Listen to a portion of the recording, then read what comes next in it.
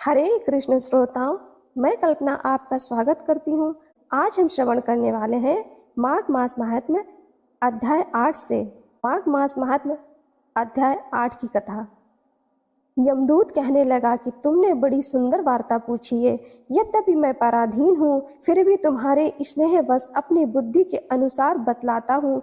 जो प्राणी काया, वाचा और मनसा से कभी दूसरों को दुख नहीं देते, वे यमलोक में नहीं आते। हिंसा करने वाले वेद, यज्ञ, तप और दान से भी उत्तम गति को नहीं पाते। अहिंसा सबसे बड़ा धर्म है। तप और दान ऋषियों ने बताया है।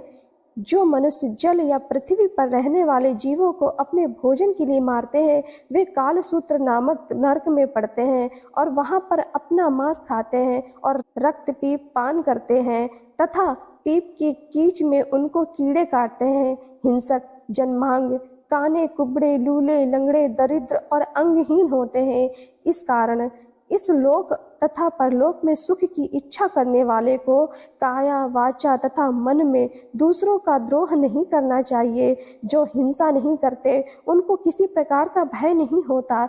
जिस तरह सीधी और टेढ़ी दोनों प्रकार की बहने वाली नदियां समुद्र में मिल जाती हैं, वैसे ही सब धर्म अहिंसा में प्रवेश कर जाते हैं। ब्रह्मचारी, गृहस्थ, वानप्रस्थी तथा यति सभी अपने अपने धर्म का पालन करने और जितेंद्रिय रहने से ब्रह्मलोक को प्राप्त होते हैं। जो जलाशय आदि बनाते हैं और सदैव पांचों यज्ञ करते हैं, वे यमपुरी में नहीं जाते। जो इंद्रियों के वशीभूत होकर वेदवादी और नित्य ही अग्नि अर्थात हवन आदि का पूजन करते हैं, वे स्वर्ग को जाते हैं। युद्ध भूमि में जो शूरवीर मर जाते हैं, वे सूर्य लोक को प्राप्त होते हैं। जो अनाथ, स्त्री शरण में आए हुए तथा ब्राह्मण की रक्षा के लिए प्राण देते हैं, वे कभी स्वर्ग से नहीं लौटते। जो मनुष्य लूले, लंगड़े, वृद्ध, अनाथ तथा गरीबों का पालन करते हैं, वह भी स्वर्ग में जाते हैं। जो मनुष्य गौओं के लिए पानी का आश्रय करते हैं तथा कुआं, तालाब और बावड़ी बनवाते हैं, वे सदैव स्वर्ग में निवास करते हैं। जैसे जैसे जीव इसमें पानी पीते हैं, वैसे ही उनका धर्म बढ़ता है। जल से ही मनुष्य के प्राण है, इसलिए जो प्याऊ आदि लगाते हैं, वह अक्षय स्वर्ग को प्राप्त करते हैं।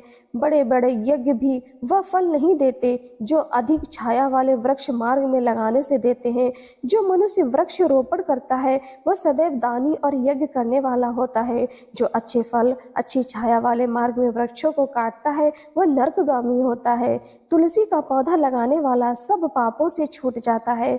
जिस तरह घर में तुलसी वन है, वह घर तीर्थ के समान है और उस घर में कभी यमदूत नहीं जाते हैं। तुलसी की सुगंध से पितरों का चित्त आनंदित हो जाता है और वे विमान में बैठकर विष्णु लोक को जाते हैं। नर्मदा नदी का दर्शन, गंगा का स्नान और तुलसी दल का स्पर्श, यह सब बराबर बराबर फल देने वाले हैं।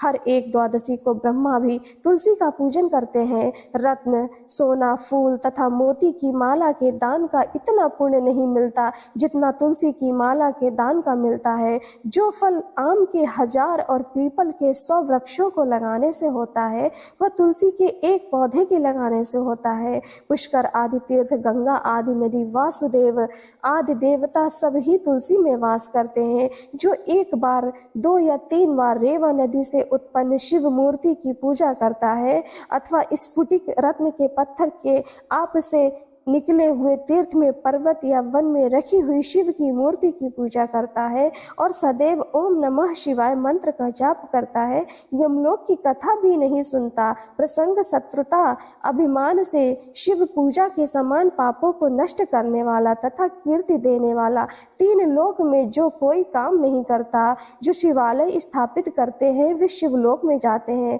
ब्रह्मा, विष्णु तथा शिव का मंदिर बनाकर मनुष्य वैकुंठवासी होता है। जो भगवान की पूजा के लिए फूलों का बाग लगाते हैं, वे धन्य हैं। जो माता पिता, देवता और अतिथियों का सदैव पूजन करते हैं, वो ब्रह्मलोक को जाते हैं। श्रोताओं, आज आपने सुना माघ मास महात्म्य 8वां अध्याय की कथा। आपका जीवन मंगलमय हो। हरे कृष्णा।